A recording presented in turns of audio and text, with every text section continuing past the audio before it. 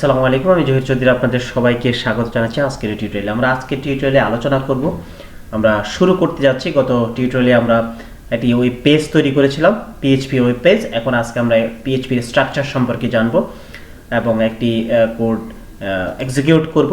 আশা করি আপনারা এটা মনোযোগ সহকারে দেখবেন। এই জন্য আমাদের যে কাজটা করতে হবে, আমরা যে কোনো এক ধরনের এডিটর ইউজ করতে পারি। আমরা যে এডিটরটা ইউজ করছি সেটা হচ্ছে সাবলাইম টেক্সট।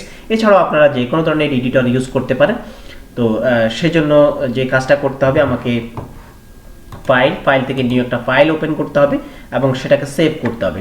সেভ করার জন্য ফাইল, দেন হচ্ছে সেভ থেকে আমাকে এখানে যেতে হবে হচ্ছে যেখানে আমরা আমাদের প্রজেক্টটা ক্রিয়েট করেছিলাম, সি ড্রাইভ থেকে জ্যাম থেকে stdocs। এখানে আমরা একটা প্রজেক্ট ক্রিয়েট করেছিলাম পিএইচপি। এখানে কিন্তু আমাদের ফাইলটা ক্রিয়েট করে নিতে হবে।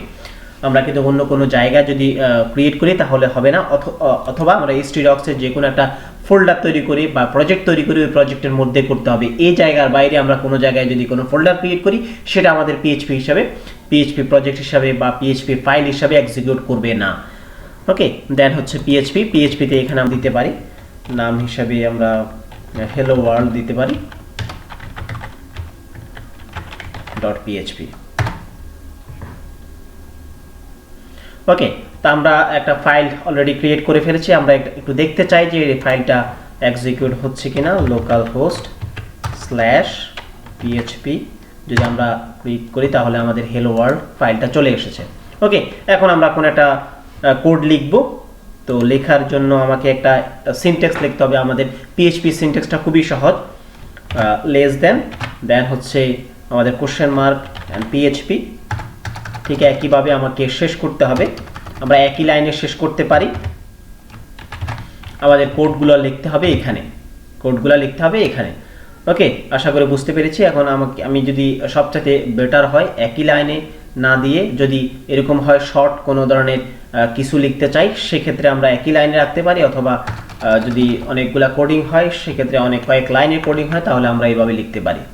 তো এটার ক্ষেত্রে কোনো প্রবলেম নাই, একই লাইন অথবা একাধিক লাইন, এটার কোনো সমস্যা নেই। তবে অবশ্যই ট্রাই করবে কোনো ধরনের একটা স্পেস অন্ততপক্ষে রাখার জন্য, একটা স্পেস রেখে দেন হচ্ছে কাজ করার জন্য। ওকে, তো আমরা একটা কোডিং লিখি।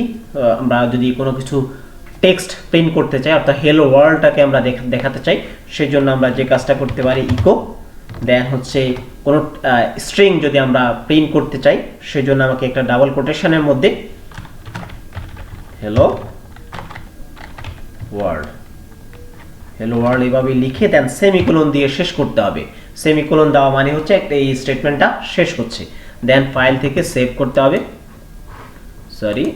ফাইল থেকে সেভ। দেন হচ্ছে আমাকে এখানে যদি আমি আবার রিফ্রেশ দেই তাহলে আমি দেখতে পাচ্ছি আমাকে হেলো ওয়ার্ল্ড দেখাচ্ছে। এখন আমরা এর আগে বলেছিলাম এটা যে একটা সার্ভার সাইড স্ক্রিপ্টিং ল্যাঙ্গুয়েজ।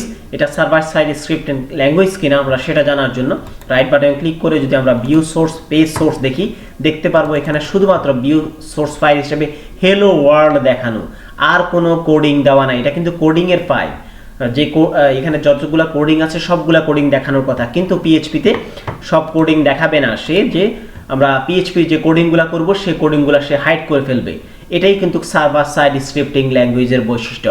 সে তার কোডিংগুলো ব্রাউজারে শো করবে না। ব্রাউজারে এই যে আমরা যে সার্ভারটা ইউজ করতেছি সেই সার্ভারের মাধ্যমে সে কনভার্ট করে শুধুমাত্র টেক্সটটাকে পাঠাবে ব্রাউজারে দেখানোর জন্য।